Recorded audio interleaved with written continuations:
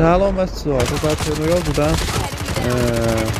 یه اسکوات برخوردیم، اولی رو زدم اینجا، دومی هم اینجا زدمش، سومی هم همینجا پایین بود، این سومی رو هم اینجا زدم. بعد نفر چهارمیشون مونده بود، فقط نفر چهارمی هم اومد تگا رو برداشت رفت حالا اینا دوباره ریوایو شدن. گل بده اگه دوباره زدمشون سابسکرایب بکنی حتما. این نفر اولشون بود که اینجا زدمش، نفر دومشون هم اینجا زدم، نفر سومشو اومده بود یارشو بلند کنه، نفر سوم هم اینجا زدم، نفر چهارمی هم همونی بود که تگاشون برداشت دیوار شده بودن و زدم.